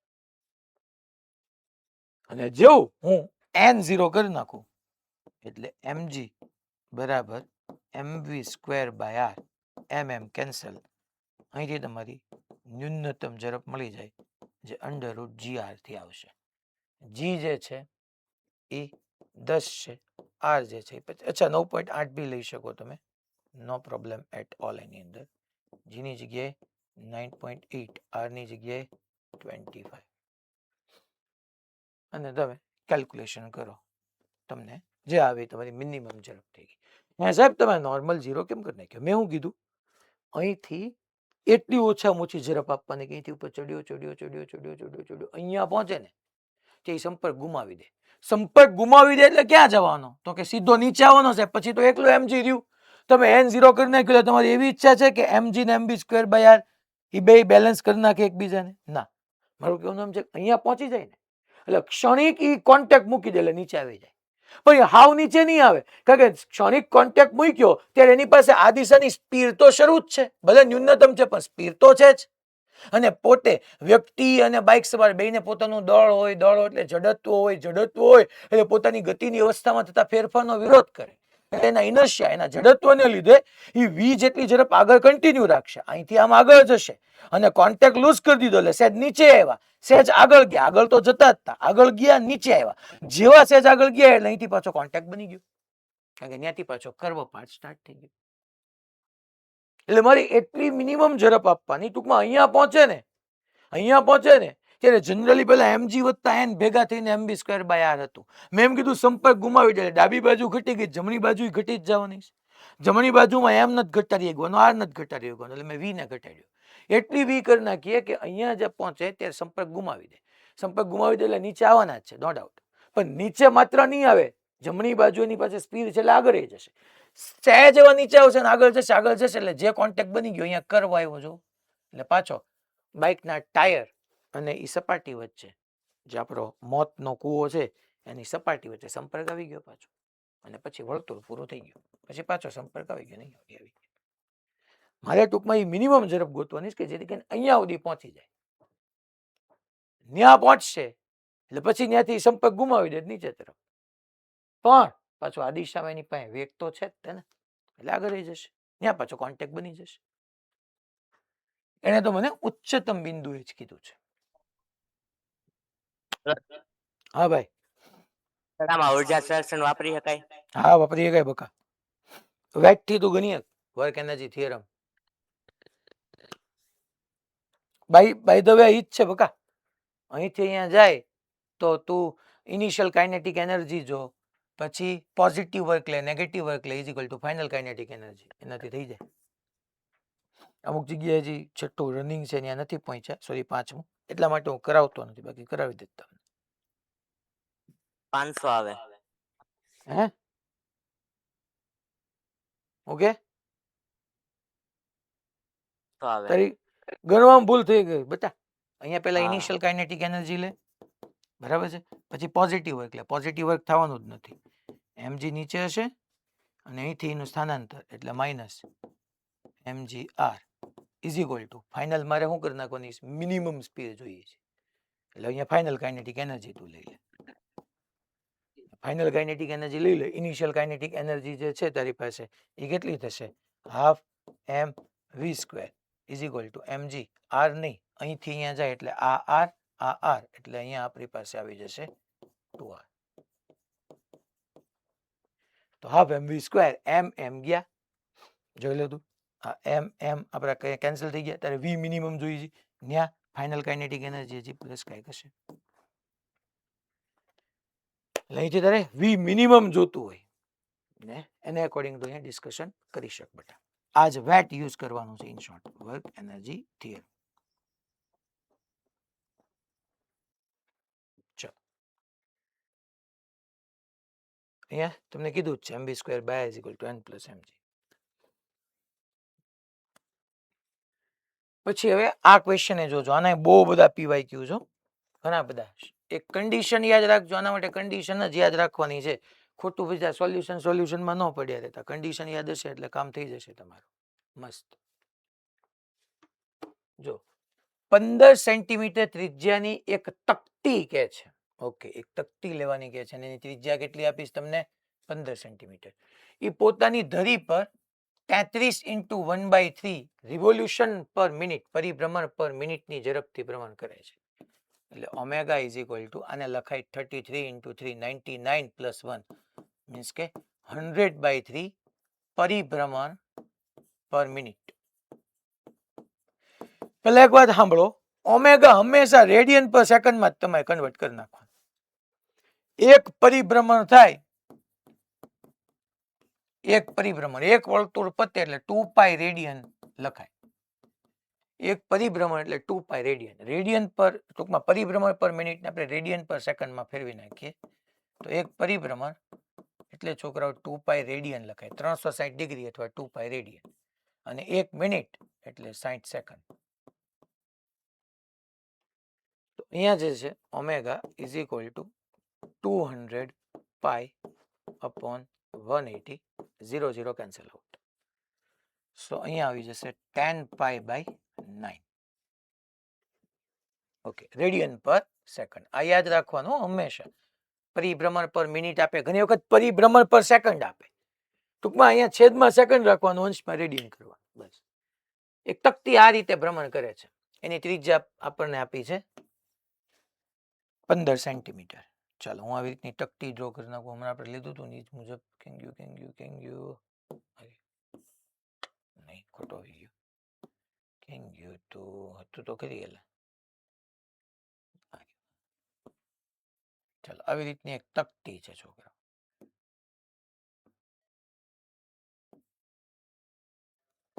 તકતીની ત્રિજ્યા હું ડ્રો કરી નાખું કન્ડિશન લખી જ નાખજો નોટ્સ ની અંદર એડ કરી જ નાખજો કે આ આર છે આર તમને 15 સેન્ટીમીટર આપી છે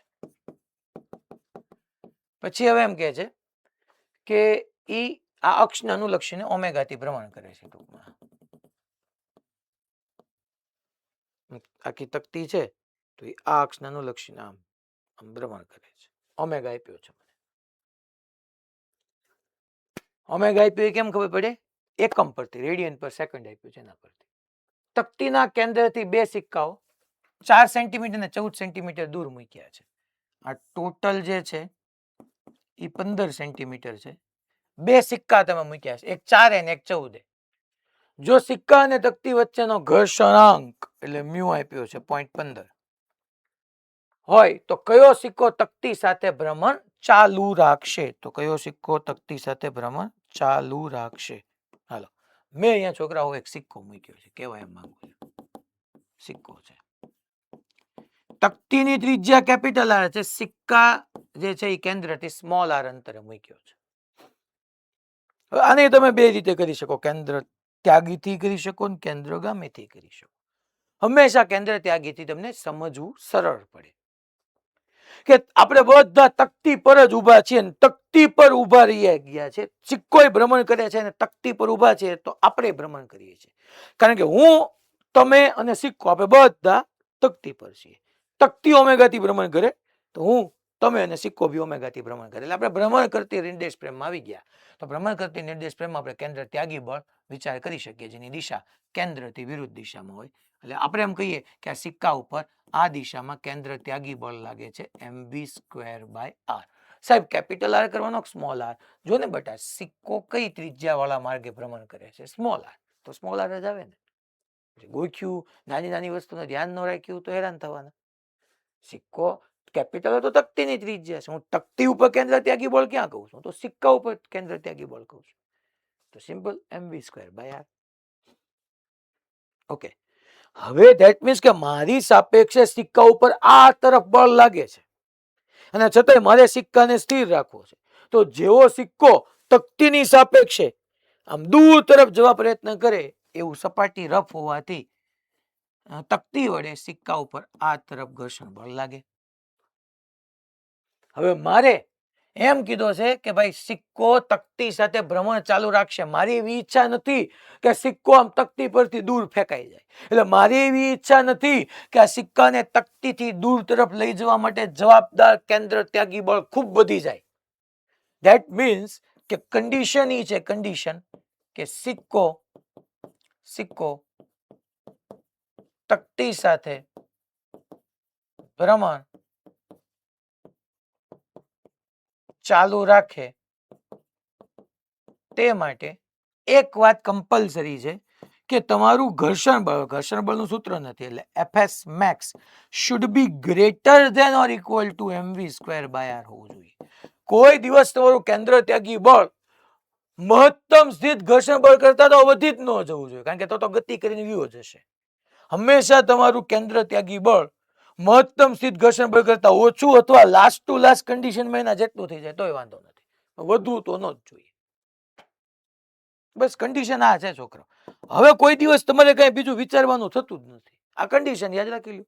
કેન્દ્ર તરફ જે ઘર્ષણ બળ લાગે છે એની મહત્તમ કિંમત Fs max, ટૂંકમાં ઘર્ષણ બળ વધારે હોવું જોઈએ કેન્દ્ર ત્યાગી બળ કરતા. આપણે અવલોકન ક્યાંથી લીધું? અહીંયા અવલોકન ક્યાંથી લીધું ભાઈ? તો કે તકતી પરથી અવલોકન લેતા. તકતી પરથી અવલોકન લેતા.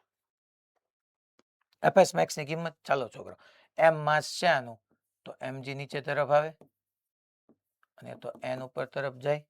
Fs max is equal to μs n, n ની જગ્યાએ mg greater than or equal to mv²/r. m cancel out.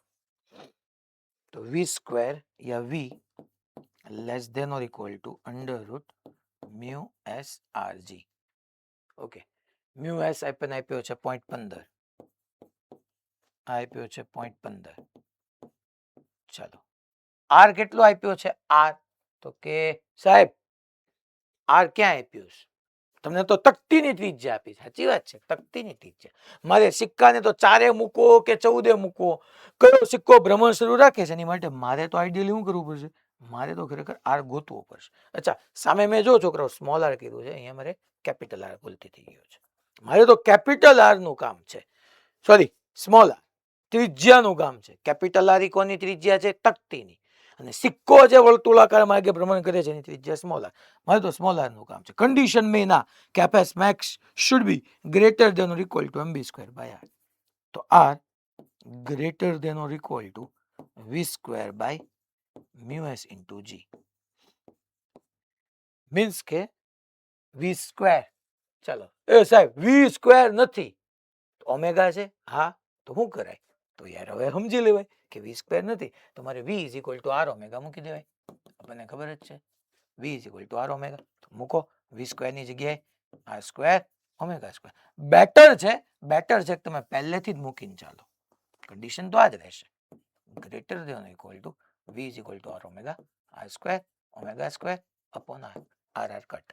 ચલો તો અહીંયા હું લખી નાખું છું મ્યુ એસ એન, એન ની જગ્યાએ mg greater than equal to m r omega square, m m cut.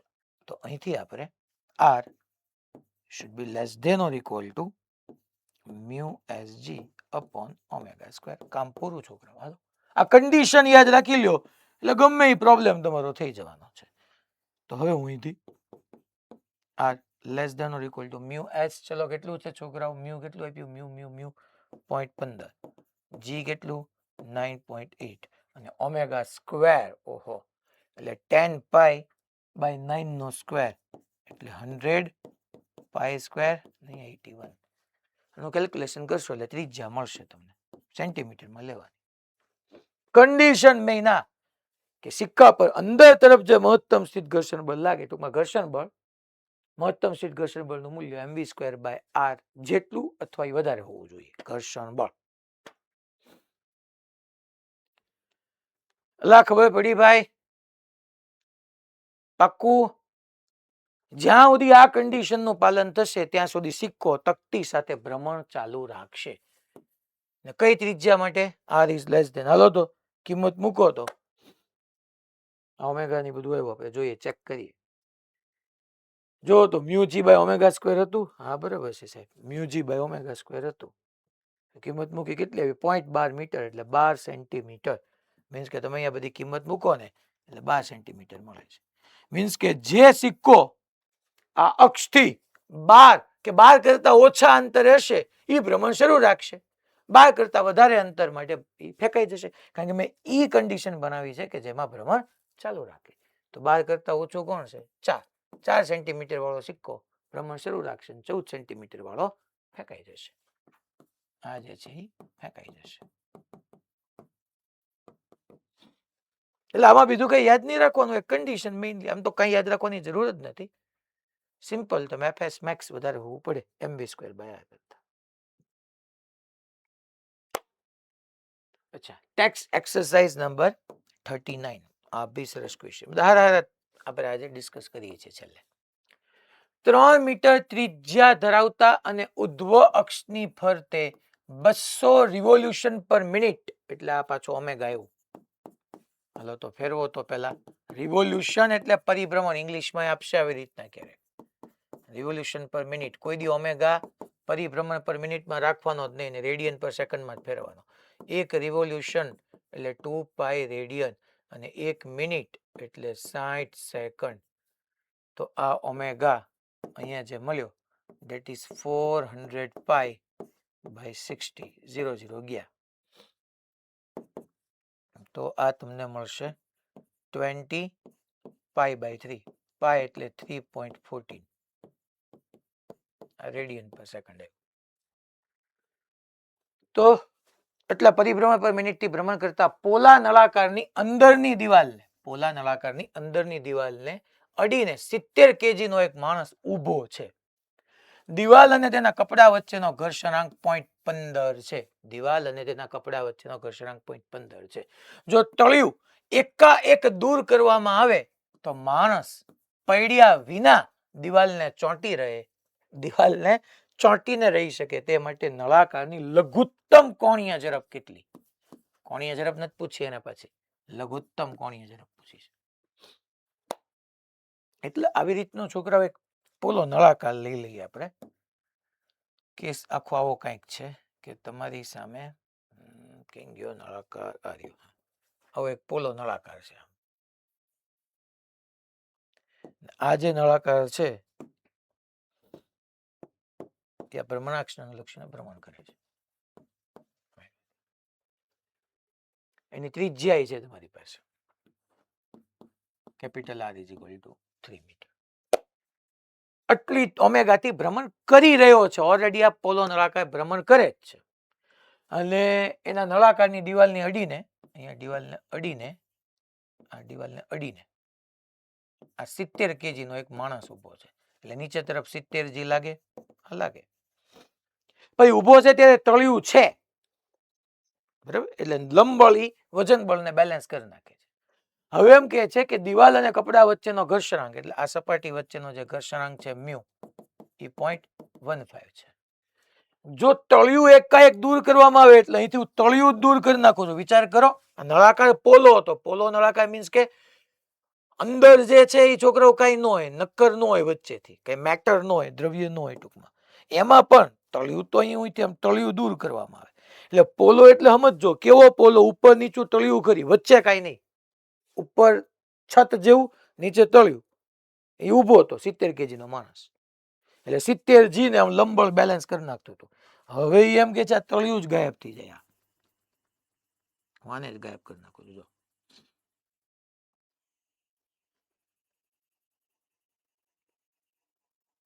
આખું ગાયબ થઈ ગયું. એટલે અત્યાર સુધી શું હતું, ઓલા 70 kg ને લંબબળ બેલેન્સ કરતું હતું. હવે તળિયું જ ન હોય. વિચાર કરો, તમે બેઠા છો ત્યાં તળિયું ન હોય, ઉભો ત્યાં જમીન ન હોય, કેમ થાય? એમ થયું. તો હવે માણસ પડ્યા વિના દિવાલને ચોંટીને રહે તે માટેની લઘુત્તમ કોણીય ઝડપ કેટલી હોવી જોઈએ? તો હવે શું થશે? તો કે હવે ઇન્ટરેસ્ટિંગ ફેક્ટ થશે કે 70 જી નીચે તરફ છે. મીન્સ કે જેવું તળિયું કાઢ્યું એવું આ દિવાલની સાપેક્ષે માણસ નીચે જવા પ્રયત્ન કરશે. દિવાલ તમારી રફ છે. દિવાલ રફ હોવાથી જેવો આ માણસ દિવાલની સાપેક્ષે નીચે તરફ પ્રયત્ન કરે જવા, એટલે એની સાપેક્ષ ગતિનો વિરોધ કરતું ઘર્ષણ બળ ઉપર તરફ લાગે. પણ અહીંયા ઘર્ષણ બળનું સૂત્ર થાય છે એફએસ માં. મારે આપણું ડિસ્કસ કરવાનું આવશે એફએસ મેક્સ અને એનું સૂત્ર થાય મ્યુ એસ એન. એન એટલે ધક્કો મારવો પડે. જો જ્યાં સુધી એફએસ મેક્સ જો કાઇનેટિક ઓછું હોય, ઘર્ષણ બળનું કોઈ સૂત્ર નથી, એટલે મારે મહત્તમ સ્થિત ઘર્ષણ બળ લેવું પડે. ઉપર તરફ લાગતું મહત્તમ સ્થિત ઘર્ષણ બળ જ્યાં સુધી એમજી જેટલું કે એમજી જેટલા વધારે થશે ત્યાં સુધી તળિયું ન હોવા છતાંય માણસ ત્યાં ઉભો રહી શકશે. કન્ડિશન આ છે કે જ્યાં સુધી ઉપર તરફ એની ઉપર લાગતું ઘર્ષણ બળ, મહત્તમ સ્થિત ઘર્ષણ બળ 70 જી એટલે કે એમજી જેટલું એની કરતા વધારે છે ત્યાં સુધી વાંધો નથી. સાહેબ મ્યુએન માં કેમ કરશું? હવે આ ક્વેશ્ચન બે રીતે થાય. ઈઝી રીત કરાવું કે માણસની સાપેક્ષ આપણે બધા વિચારીએ. હું અને તમે છીએ, આપણે બધા સાથે છીએ. આપણે બધા એ પોલા નળાકારની અંદર જ છીએ. આપણે ભ્રમણ કરી રહ્યા છીએ. ભ્રમણ કરતી નિર્દેશ ફ્રેમમાં આપણે એક બળ વિચાર કરી શકીએ. કયું? કેન્દ્ર ત્યાગી.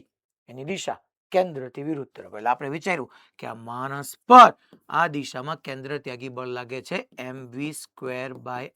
v બરાબર r ઓમેગા મૂકો છોકરાઓ, એટલે આ mr²² થઈ જાય. આપણે વિચાર્યું કે માણસ પર દૂર તરફ કેન્દ્ર ત્યાગી બળ લાગે છે. મીન્સ કે માણસ એ દિવાલને ધક્કો મારે છે, દિવાલ માણસને ધક્કો મારે છે, અને એક્સ દિશામાં ક્યાંય ગતિ ન થતી હોવાથી ધક્કો મારતું બળ n બરાબર થઈ જશે mr². તો અહીંયા વાત પતી ગઈ છોકરાઓ. મ્યુએસ n, n ની જગ્યાએ mr², greater than or equal to mg. m ઉડી જાય. તમને પૂછ્યું છે ઓમેગા, તો omega greater than or equal to √g/μsr થશે. Greater than or equal to g 9.8 લ્યો. મ્યુએસ જે છે એ 0.15 છે અને ત્રિજ્યા કેટલી આપી છે ભાઈ? આર કેટલું આપ્યું છે? 3. કોક કે સાહેબ ઓમેગા આપ્યો ને ઓમેગા હું ગોતો? આને હું ઓમેગા ડેશ કીધું તારી રીતે, ઓમેગા ડેશ સ્ક્વેર. એટલે તને ખોટું બે ઓમેગા ભેગા નથી, ઓમેગા ડેશ સ્ક્વેર અને omega dash square, omega dash omega dash. ચાલો કેલ્ક્યુલેટ કરીએ. પાછળ આપણે જોઈ લઈએ કે આવું જ છે ને, √g/μsr. શું એવું છે? હા, આ વર્ગ ઓલી બાજુ જાય તો √g/μr. √g/μ r. કેલ્ક્યુલેટ કરો તો 4.7 રેડિયન પર સેકન્ડ આવે.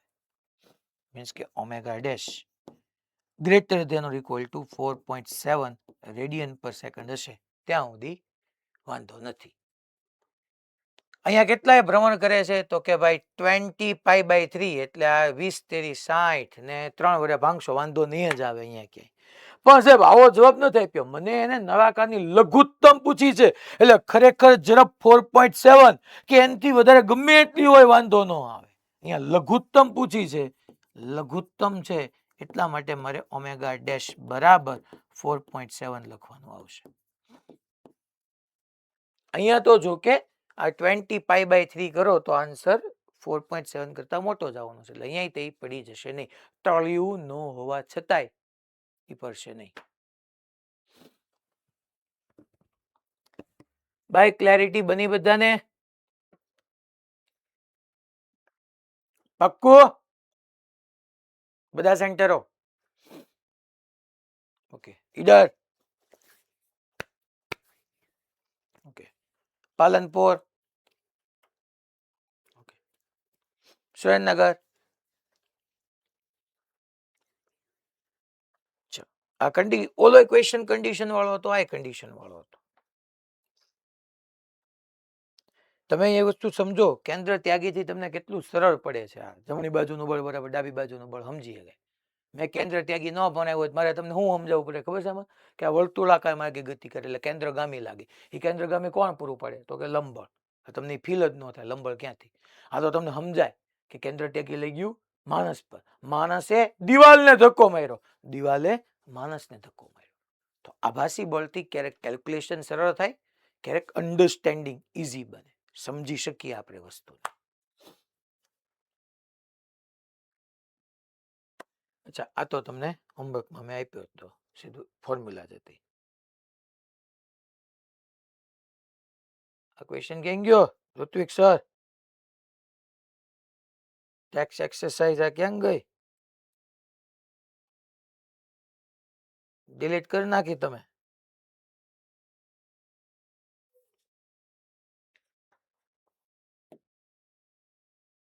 ક્યાંય છે જોઈ લો. એક ટેક્સ એક્સરસાઇઝ જવા દીધી તમે, નથી જ તે.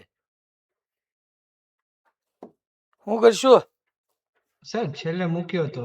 આ પણ લ્યો છેલ્લું બરાબર, અહીંથી આગળ ફરે છે આ પહેર્યું. હાલો આપણે અહીંયા આવી ગયા છેલ્લે વ્યાજી. જો આ ક્વેશ્ચનમાં આપણે હોમવર્કમાં આપ્યો, અહીંયા ખોરું છે જો. આ પછી સોલ્યુશન આવ્યું સીધું.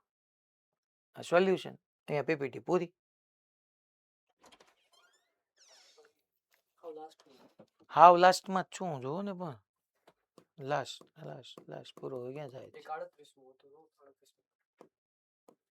અહીંયા છે જ નહીં, કોરી સ્લાઇડ આવી ગઈ છે.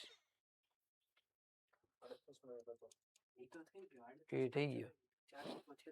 હવે તમે એક કામ કરો, તમે કઈ કરો આમાં ક્વેશ્ચન આવે એવું. હવે છે ને મોડ્યુલ બધા ઓપન કરશે, એક બે ક્વેશ્ચન આપણે આમ નામ ડિસ્કસ કરી શકીએ. પહેલા જો 26 નંબરનો ક્વેશ્ચન કાઢો, મોડ્યુલનો 26 નંબરનો. મેં અહીંયા મોબાઈલમાં ખોલ્યું છે. એક દોરીને છેડે બાંધેલો એમ દળનો, આવું લખેલું હોવું જોઈએ. આ આપણા મોડ્યુલની ટેક્સ એક્સરસાઇઝ 26 છે. અને તમને ઓલા ABCD સામે નિમ્નતમ બિંદુ ઉચ્ચતમ બિંદુ એમ લખીને આપ્યા છે. ક્વેશ્ચન એમ કે છે કે એક દોરીને છેડે બાંધેલો સ્મોલ એમ દળનો પથ્થર કેપિટલ આ ત્રિજ્યાના ઉધ્વ વર્તુળમાં ભ્રમણ કરે છે. આવી રીતનો એક દોરી, એના છેડે તમે પથ્થર બાંધ્યો અને આવી રીતના આમ ઉધ્વ વર્તુળમાં, છોકરા ઉધ્વ વર્તુળ કોને કહેવાય મેં તમને સમજાવ્યું. આવી રીતના ઉધ્વ વર્તુળમાં ભ્રમણ કરે છે. વર્તુળના ઉચ્ચતમ મળી ગયો ને બધાને છોકરા? ક્વેશ્ચન મળી ગયો? Okay fine. વર્તુળના ઉચ્ચતમ અને નિમ્નતમ બિંદુએ વાંચજો બરાબર લાઈન. હવે વર્તુળના ઉચ્ચતમ એટલે આ પથ્થર છે એ ભ્રમણ કરતો કરતો કરતો કરતો અહીંયા પહોંચ્યો, આ ઉચ્ચતમ બિંદુ. આ નિમ્નતમ બિંદુએ જો એક વર્ડ લખ્યો છે, બોલું ની બધા વાંચજો. ઉચ્ચતમ અને નિમ્નતમ બિંદુએ અધો દિશામાં લાગતા ચોખ્ખા બળ માટે નીચેનામાંથી સાચો વિકલ્પ પસંદ કરો. અધો દિશામાં લાગતું ચોખ્ખું બળ આવું ઈ કહે છે. અધો દિશામાં લાગતું ચોખ્ખું બળ. ચોખ્ખું ગંદુ એવું ન હોય, ચોખ્ખું એટલે કુલ બળ કહેવાનું છે. પણ કુલ બળ કઈ દિશામાં? અધો દિશામાં. હવે અહીંયા બરાબર સમજજો આ વાત. પેલા પથ્થર છે, પથ્થર પર નીચે તરફ વજન બળ mg લાગે, એનાથી દોરીમાં તણાવ બળ. અહીંયા પહોંચશો ત્યારે દોરીમાં તણાવ તો હોય જ, અહીંયા mg. ખરેખર ઈ બિંદુ પાસે તમને ખબર જ છે કે દોરી સ્લેક થઈ જાય, ટી 0 થઈ જાય. તો હું એમ કહું છું કે અહીંયા તણાવ બળ છે, અહીંયા ટી અને mg છે બે.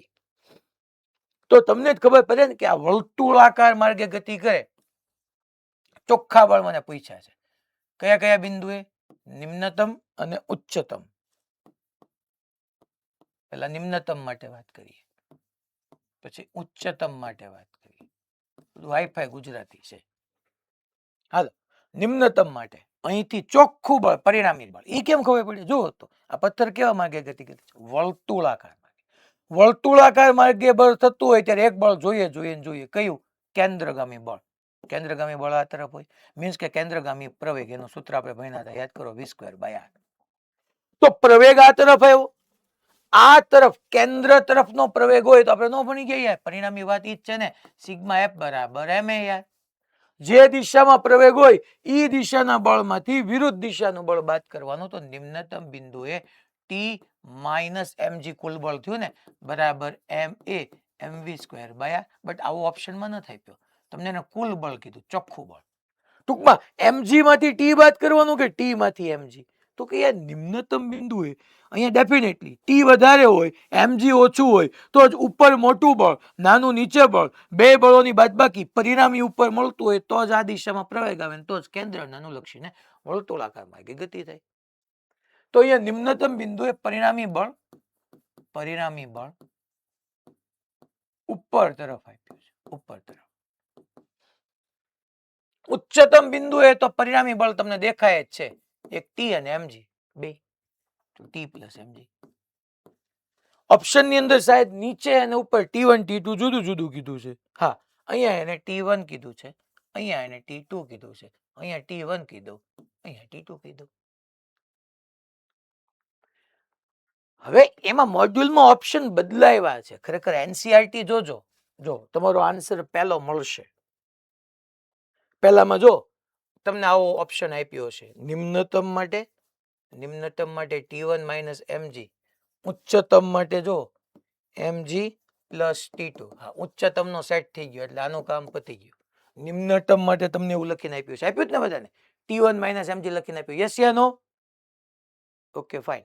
એકચ્યુઅલી એનસીઆરટી માં ત્યાં T1 - mg નથી, mg - T1 છે, અને સાચું ઈ જ છે. એ આપણે મોડ્યુલમાં બદલી નાખ્યું છે. T1 - mg નો આવે, mg - T1 આવે. કેમ હે સાહેબ? તમને લખીને આપ્યું છે બિચારે. મેં અહીંયા લખ્યું છે કે એને અધો દિશામાં લાગતું ચોખ્ખું બળ પૂછ્યું છે.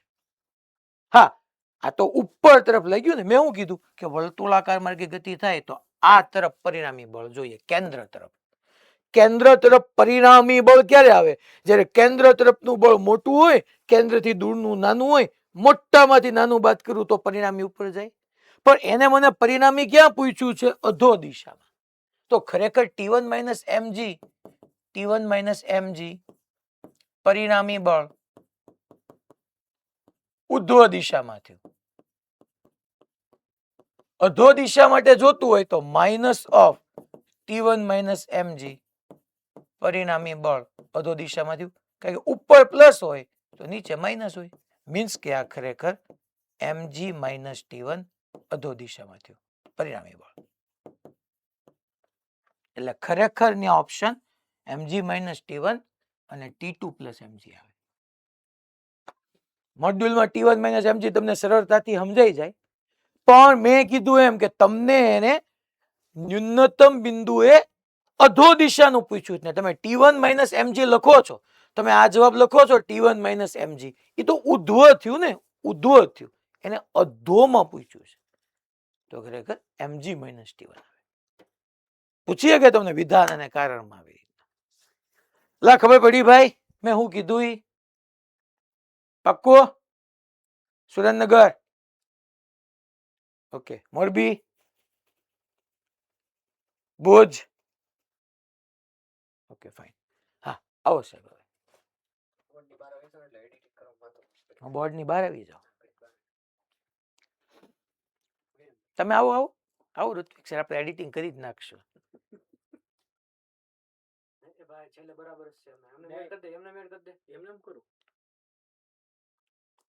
કરો કરો એડ કરો કરો કરો એડ કરો એડ કરો એડ કરો ટુ ટુ ટુ. એ જાતે હુએ લમ્હો જરા ઠહેરો એડિટ કરી નાખશો ને પાછા તો આ વાંધો નહીં તો ગીત ગાવા જવા ન દેતા હો પાછા હવે આવી ગયો ચલો ભાઈ અહીંથી તમે એડિટ કરજો બીજું કઈ કેવું છે અમારે જયદીપ સર એક બાકી છે આવો ને સાહેબ આપણે અમારે એમ નહીં તો સગાઈ ને લગ્નના પ્રસંગમાં આવો ને પ્લીઝ જય શ્રી કૃષ્ણ આપણે હીરોની એન્ટ્રી કરી દઈએ આજે નહીં હે વોઇસ જ આવે જો એ સાહેબનો વોઇસ જ તમે સાંભળ્યો તમને એક સાહેબ એવા હશે ઋત્વિક સર સિવાય એનો વોઇસ જ આવતો હોય એને બોલો ચહેરો દેખાડવો જ નથી શી ખબર કોની આયવાર હમ ખાધા હશે હાલો અહીંયા ધ્યાન ટેક્સ એક્સરસાઇઝ નંબર 40 આપણી અંતિમ ટેક્સ એક્સરસાઇઝ છે આ અહીંયા લેક્ચર એ પૂરો ને ચેપ્ટર એ પૂરું સારો ક્વેશ્ચન છે ધ્યાન આપજો કેપિટલ આર ત્રિજ્યાનો એક પાતળો વર્તુળાકાર તાર તેના ઉધ્વ વ્યાસની ફરતે ઓમેગા કોણીય આવૃત્તિથી ભ્રમણ કરે જો આ રીતનો એક તાર દેખાડ્યો છે એટલે હું અહીંયા દોરી નાખું કે આવી રીતનો આ એક તાર છે આર ત્રિજ્યાનો પાતળો વર્તુળાકાર તાર સોલ્યુશન પાતળો વર્તુળાકાર તાર એના ઉધ્વ વ્યાસની ફરતે એટલે મારે અહીંયા આવી રીતનો જ તાર લેવો પડે આખો ઉધ્વ સમતલમાં ઓમેગા જેટલા અહીંથી આમ ઓમેગા જેટલા કોણીય આવૃત્તિથી ભ્રમણ કરે છે આ વર્તુળાકાર તાર પર એક નાની ગોળી તેના નિમ્નતમ બિંદુએ રહે તે માટે નાની ગોળી છે અહીંયા ટૂંકમાં આની અંદર એક નાની એવી ગોળી છે એ નિમ્નતમ અહીંયા રહે તે માટે omega less than or equal to under root g by r છે તેમ દર્શાવો મારી પ્રૂવ કરવાનું છે કે omega under less than or equal to under root g by r છે તેમ દર્શાવો omega is equal to under root 2g upon r માટે કેન્દ્રની ગોળી સાથે જોડતા ત્રિજ્યા સદિશ વડે અધો દિશા એટલે કે નિમ્ન દિશા સાથે બનાવેલો કોણ કેટલો હશે ઘર્ષણ અવગણો પહેલા હું આ સાબિત કરું આ બધું પછી મેઇન તો ઘર્ષણ અવગણો એ કીધું ઈ વાંચવાનું છે એક નાની ગોળી છે એટલે આ ત્રિજ્યાનો પાતળો એક તાર છે એ ઉધ્વ વ્યાસની ફરતે ઉધ્વ વ્યાસ હો આનો મતલબ હોય ઓમેગાથી ભ્રમણ કરે આ તાર પર એક નાની ગોળી એટલે અહીંયા ક્યાંક ખરેખર નાની ગોળી અહીંયા રહેવી જોઈએ પણ અહીંયા રહીને પ્રૂવ કેમ કરું મારે પ્રૂવ કરવું છે કે ઓમેગા આટલો અથવા આનાથી નાનો હોય ને તો એ નિમ્નતમ બિંદુ રહે એટલા માટે હું ગોળીને અહીંયા કલ્પું છું ઘણાને એમ પ્રશ્ન થાય સાહેબ ગોળીને નિમ્નતમ બિંદુએ રાખવી છે સાચી વાત છે નિમ્નતમ બિંદુએ જ રાખવી છે એમાં કોઈ ના નથી પાડતું પહેલા પણ હું પેલા અહીંયા કલ્પું છું આ આર તો આર જ થાય ને કે ગોળી અહીંયા રહેલી છે એમ હું કલ્પું છું જો બરાબર સમજો શાંતિથી એટલે કે ભાઈ શિરોલમ સાથે થીટા કોણે છે મારે છે અહીંયા જ અહીંયા રહે છે એવું પ્રૂવ કરવું છે એના માટે લીધું મેં થીટા કોણે અને થીટાની વેલ્યુ 0 પ્રૂવ કરી દઈશ જો થીટા 0 આવે ઓમેગાની આ કિંમત મૂકું તો સમજી જવાનું કે ગોળી અહીંયા જશે હવે આ આખે આખું જે તમારી રિંગ છે આ ત્રિજ્યાનો એક પાતળી વર્તુળાકાર રિંગ અથવા વર્તુળાકાર તાર આખો આમ ભ્રમણ કરે તો ગોળી એ અલગ ત્રિજ્યામાં પોતાનામાં આમ ભ્રમણ કરતું હશે જેની ત્રિજ્યા સ્મોલ આર કહી દઉં જો હો બરાબર આ તાર છે એ આખો આમ ભ્રમણ કરતો હોય તો આ ગોળી આમ ભ્રમણ કરે અહીંયા હોય એ આવા વર્તુળ પર ભ્રમણ કરે, અહીંયા હોય એ આવા વર્તુળ પર ભ્રમણ કરે, અહીંયા હોય એ આવા વર્તુળ પર ભ્રમણ કરે, અહીંયા હોય એ આવા વર્તુળ પર ભ્રમણ કરે, અહીંયા હોય એ આવા વર્તુળ પર ભ્રમણ કરે. ટૂંકમાં વર્તુળાકાર તાર ભ્રમણ કરે છે એટલે ગોળી ભ્રમણ કરે જ છે. અચ્છા, આ ગોળીનું દળ એમ લઈ લો તો નીચે તરફ mg હોય, આ હોય જ. પછી mg નો એક કમ્પોનન્ટ, મારે કમ્પોનન્ટ અત્યારે અહીંયા નથી લેવો. હવે હવે આ ક્વેશ્ચન નહીં થાય યાર, વર્તુળાકારમાં કે ગતિ કરેલા કેન્દ્રગામી જોઈએ જ, પણ બેટર છે કેન્દ્ર ત્યાગીથી કરો. કેન્દ્ર ત્યાગી બળ તમે બધા ઘરે રહીને ન બોલી શકો, તમારી સ્કૂલના ક્લાસમાંથી ન બોલી શકો. તમારે બધા એવું વિચારવું પડે કે હું તે આ ગોળી સાથે વર્તુળાકાર માર્ગે ગતિ કરું તો આ દિશામાં કેન્દ્ર ત્યાગી બળ આવે. એનું સૂત્ર, હવે કેન્દ્ર ત્યાગીનું સૂત્ર તમને ખબર જ છે, mb square by r. v બરાબર r ઓમેગા મૂકો તો r square omega square upon r. ઓમેગાના ટર્મની અંદર યાદ રાખી લેવાનું m r ઓમેગા સ્ક્વેર. કયો r આવે સાહેબ? ગોળક્યું એટલે મેરા. અરે યાર, આ સ્મોલ r ત્રિજ્યાના વર્તુળાકાર પથ પર ગતિ કરે તો સ્મોલ r જ આવવાનો. ઓકે, બીજું, આ ગોળી ડેફિનેટલી છોકરાઓ રિંગને ધક્કો મારતી હોય, રિંગ સામે ગોળીને ધક્કો મારતી હોય, તો આ તમારું r તો છે જ તે અહીંયા, આ n આવી જાય. આ સાહેબ સમજાઈ ગયું. હાલો, તો અહીંથી n ના બે ઘટક ન આવે. જો તો આમ z બન્યું r થીટા, તો r થીટા, તો આ થઈ ગયો તમારો n cos થીટા અને આ થઈ ગયો n sin થીટા. ગોળી તો નિમ્નતમ બિંદુએ જ રહેવી જોઈએ, એટલે સંતુલનમાં. સાહેબ આ ક્યાં નિમ્નતમ બિંદુએ? નિમ્નતમ બિંદુએ નથી. પહેલા મેં નામ ખસેડી, હું કન્ડિશન પ્રૂવ કરીને દેખાડું કે નિમ્નતમ બિંદુએ રહેશે, એટલે ગોળી સંતુલનમાં છે. તો હું લખું છું કે ભાઈ ગોળીનું સંતુલન. તો ઉપરનો બળ બરાબર નીચેનો બળ, ડાબી બાજુનું બરાબર જમણી બાજુનું. ચલો, ડાબી બાજુ છે n sin થીટા બરાબર m small r omega square, small r. પછી બીજું n cos theta is equal to mg. બે નો ગુણોત્તર લઉં એટલે tan થીટા બરાબર r omega square by g આવે. હાલો, ઓમેગા ની વેલ્યુ મૂકીએ. બીજું તો આપણે શું કરીએ સાહેબ? સ્મોલ r તો અનનોન છે. સાચી વાત છે, સ્મોલ r તો મેં ધાર્યું છે ને ત્રિજ્યા સ્મોલ r. તમને રકમમાં સ્મોલ r ક્યાં આપ્યું છે? નહીં. આપણને તો કેપિટલ r ત્રિજ્યાનો એક કેપિટલ r આપ્યું, તો સ્મોલ r ને કેપિટલ માં કન્વર્ટ કરી નાખો. હાલો તો ભાઈ, તો કે ભાઈ કેમ કન્વર્ટ કરવાનો? આ રહ્યું, જો તમે ત્રિકોણ બનાવી દઉં તમારી સામે અલગ કલરથી. આ રહ્યું, તો અહીંથી નો લખાય છોકરો. સાઇન થીટા બરાબર સામેની બાજુ સ્મોલ r, સામેની બાજુ છેદમાં વિકર્ણ મીન્સ કે કેપિટલ r. તો અહીંયા આપણે પાછા આવી જઈએ. અહીંયા આપણું થશે tan થીટા બરાબર સ્મોલ r ની જગ્યાએ capital R sine theta into છોકરાઓ omega square by g. tan theta ની જગ્યાએ આપણે લખી શકીએ again sine theta upon cos theta. કેમ હોવી જોઈએ સાહેબ? સાઇન સાઇન ઉડાડવાનું, એટલું તો ઉજવું પડે. કા પહેલેથી જ તમે ગુણોત્તર ન લ્યો, અહીંયા સીધી સ્મોલ r ની વેલ્યુ મૂકી દો તોય નો પ્રોબ્લેમ. તો cos theta is equal to આવ્યું છોકરાઓ, કોસ થીટા ને કરતા બનાવું તો cos theta is equal to g upon r omega square. હાલો, મારે શું દર્શાવવાનું હતું? ઓમેગા ની કઈ value? Less than or equal to. જો આથી એ ક્યાં છે? નિમ્નતમ બિંદુએ છે એમ દર્શાવો. તો ઓમેગા ઇઝ ઇક્વલ ટુ છે તે under root g by r. તો ઓમેગા સ્ક્વેર કરો તો હાલો તો છોકરાઓ cos theta is equal to g by r. Omega square કરો તો શું આવી જાય? પાછું g બાય r આવી જાય. g ગયા, r ગયા, તો cos theta is equal to 1, theta is equal to 0. લો, કરી દીધો ને પ્રૂફ કે under root g by r માટે આ ગોળી ખરેખર નિમ્નતમ સ્થાને જ છે. જો omega under root g by r માટે નિમ્નતમ સ્થાને હોય તો એની કરતા ઓછી ઓમેગા માટે તો નિમ્નતમ સ્થાને જોવાની. કોકે નિમ્નતમ સ્થાને દેખાડીશ તો થીટા કોને હુકમ લીધો? પહેલા મેં થીટા કોને લીધો? કન્ડિશન બનાવી, એ કન્ડિશનમાં ઓમેગા ની કિંમત મૂકી અને પ્રૂવ કર્યું થીટા ઇઝ ઇક્વલ ટુ 0 છે.